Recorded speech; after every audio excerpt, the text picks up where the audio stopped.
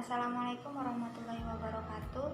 Kami dari kelompok 1 kelas B dengan beranggotakan 3 orang, yaitu saya sendiri Estiana, kemudian Rizky Qasim Usman, dan Jihan Ahaju.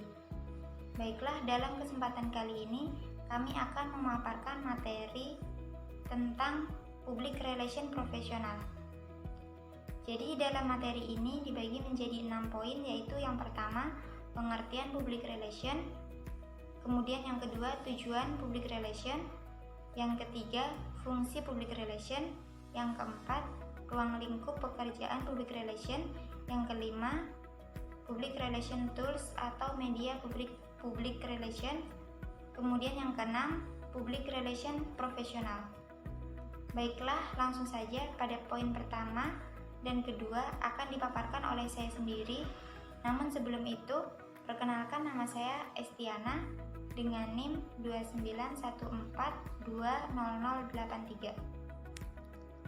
Poin pertama membahas mengenai apa itu public relations.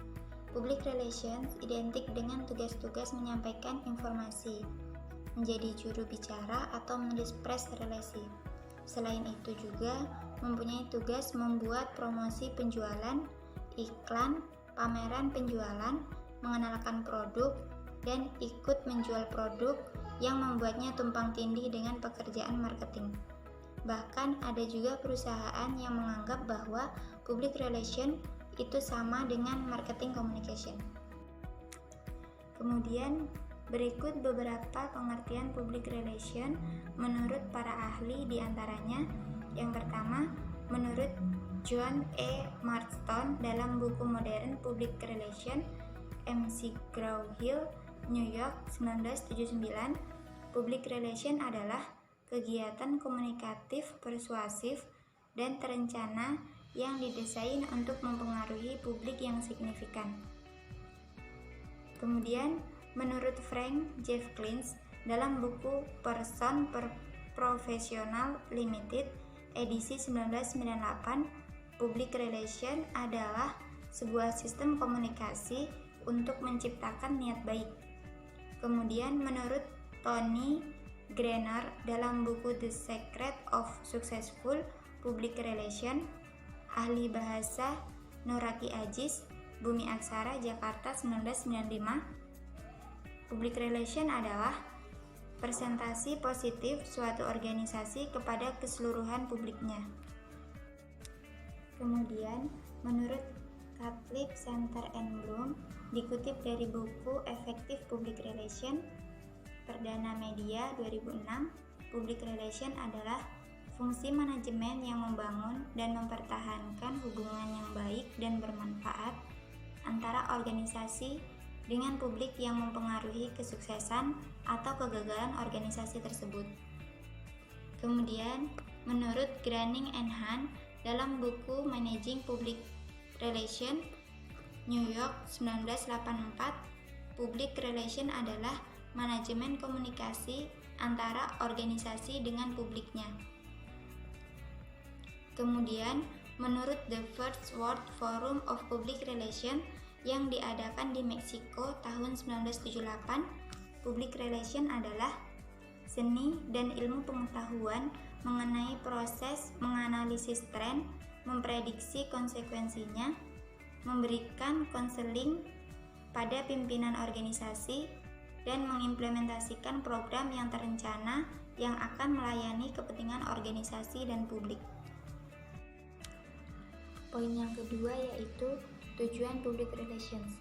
Tujuan merupakan suatu yang mengarahkan kegiatan public relations sehingga tidak melenceng atau salah sasaran.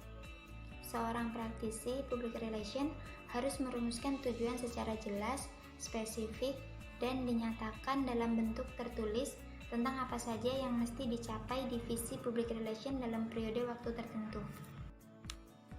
Dalam realita praktik, public relation memiliki tujuan diantaranya yaitu yang pertama, menciptakan pemahaman antara perusahaan dan publik.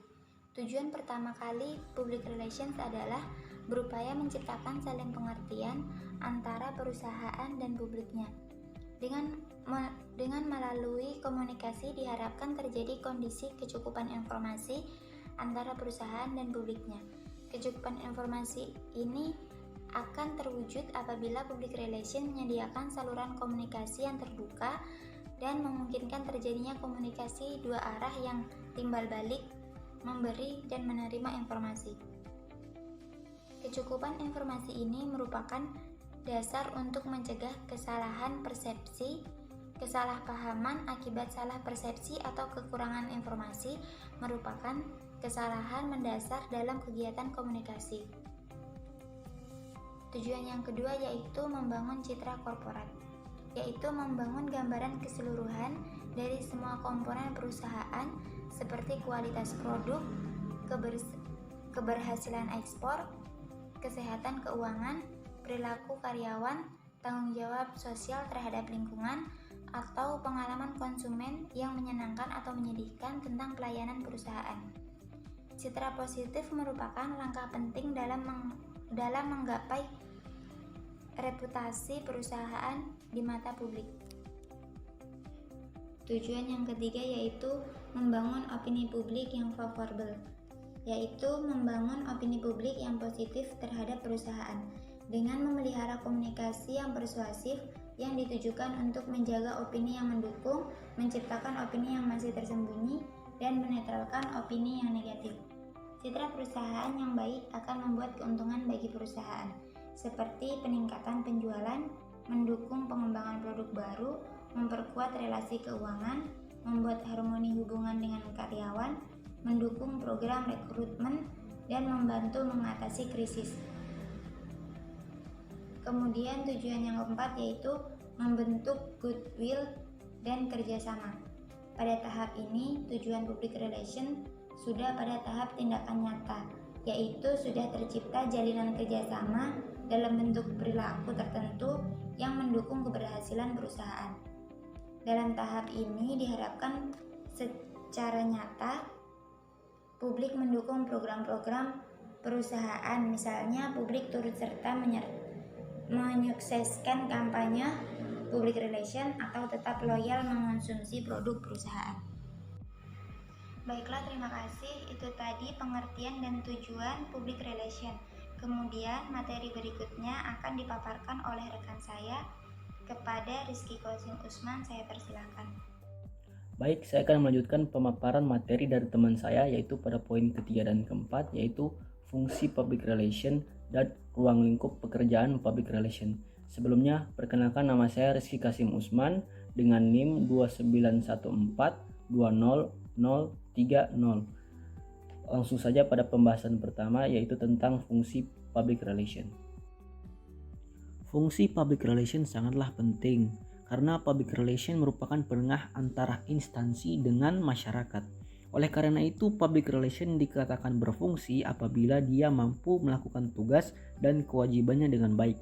Nah, secara garis besar, fungsi public relation ada 3, yaitu memelihara komunikasi yang harmonis antara perusahaan dengan publiknya, kedua, melayani kepentingan publik dengan baik, dan yang ketiga adalah memelihara perilaku dan moralitas perusahaan dengan baik. Nah, pada tahun 1975, Foundation for Public Relations Research and Education mengumpulkan sekitar 65 praktisi public relation dalam sebuah studi. Hasilnya diperoleh beberapa poin penting tentang fungsi public relation, yaitu membantu memelihara dan menjaga komunikasi, pengertian, penerimaan, dan kerjasama antara organisasi dan publiknya, mencakup manajemen masalah dan isu-isu, membantu manajemen selalu memberikan informasi pada responsif terhadap opini publik, mendefinisikan dan menekankan pada tanggung jawab manajemen untuk melayani kepentingan publik, membantu manajemen selalu mengikuti dan memanfaatkan perubahan, melayani sistem pencegahan awal untuk mengantisipasi tren, kemudian menggunakan riset dan teknik komunikasi yang beretika sebagai alat-alat pokok. Lanjut pada poin keempat mengenai ruang lingkup pekerjaan public relation.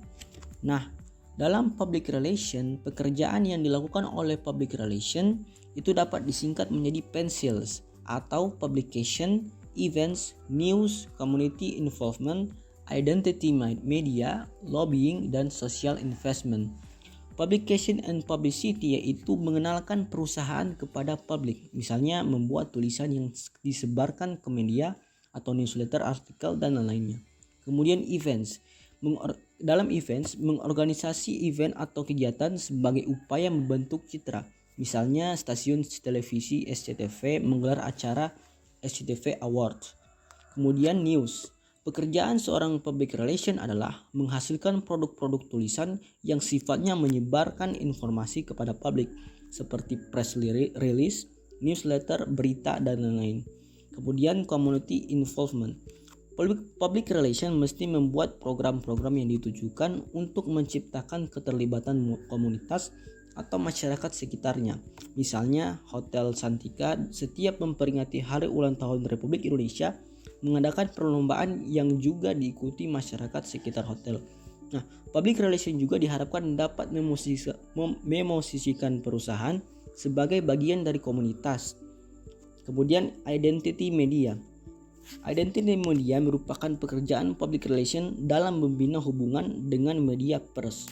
Sangat penting untuk memperoleh publisitas media. Media adalah mitra kerja abadi public relation karena media butuh public relation sebagai sumber berita dan public relation butuh media sebagai sarana penyebar informasi serta pembentuk opini publik. Kemudian lobbying. Public relation sering melakukan upaya persuasi dan negosiasi dengan berbagai pihak. Keahlian ini tampak dibutuhkan misalnya pada saat terjadi krisis manajemen untuk mencapai kata sepakat di antara pihak yang bertikai. Yang terakhir, social investment. Pekerjaan public relation untuk membuat program-program yang bermanfaat bagi kepentingan kesejahteraan sosial. Contohnya pada program public relation Trans TV Peduli Aceh yang memberikan bantuan dana dan pembuatan rumah bagi korban bencana tsunami pada akhir tahun 2004 lalu. Nah, termasuk di sini adalah program Corporate Social Responsibility. Baiklah, itulah pemaparan tentang fungsi public relation dan ruang lingkup pekerjaan public relation. Selanjutnya tentang poin kelima dan poin keenam akan dijelaskan oleh teman saya bernama Jihan Haju. Iya baik, melanjutkan pemaparan materi rekan saya. Di sini saya akan memaparkan materi mengenai poin pembahasan yang kelima dan keenam, yaitu mengenai public relation tools atau media PR dan public relation professional. Namun sebelum itu izinkan saya untuk memperkenalkan nama. Perkenalkan, nama saya Jihan Haju, NIM 2914200017 dari kelas B. Langsung saja kita masuk pada poin pembahasan yang kelima, yaitu mengenai public relation tools atau media public relation. Untuk dapat melakukan pekerjaannya, seorang public relation mempunyai alat-alat kegiatan atau bisa disebut sebagai PR tools.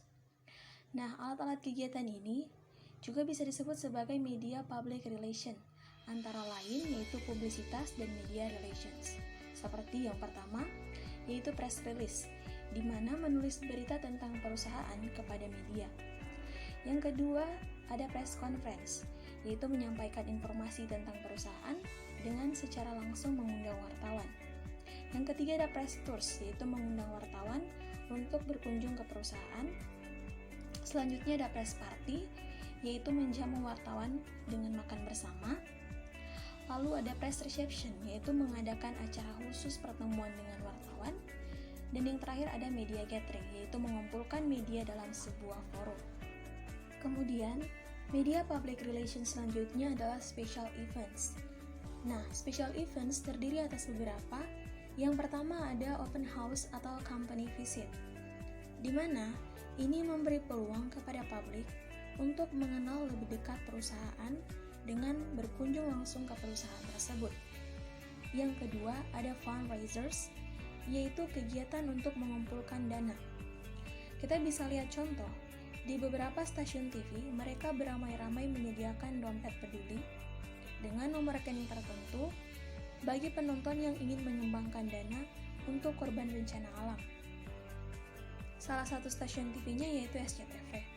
Dengan program pijar, mereka menggalang dana masyarakat untuk anak-anak yang putus sekolah dan juga untuk anak-anak yang sakit ataupun cacat. Selanjutnya ada trade shows, yaitu mengadakan pameran dagang. Kemudian ada award ceremonies, yaitu acara pemberian penghargaan. Sebagai contoh yaitu PT Panasonic Global yang menggelar acara penghargaan untuk praktisi atau insan televisi dalam Panasonic Awards. Di situ dipilih presenter yang terbaik, program terbaik, dan lain sebagainya. Selanjutnya ada kontes atau lomba-lomba. Kita bisa lihat contoh yang dilakukan oleh salah satu stasiun TV yaitu Trans TV. Mereka menggelar lomba menghias gapura kampung dalam rangka memperingati Hari Ulang Tahun Republik Indonesia dengan total hadiah mencapai 500 juta rupiah.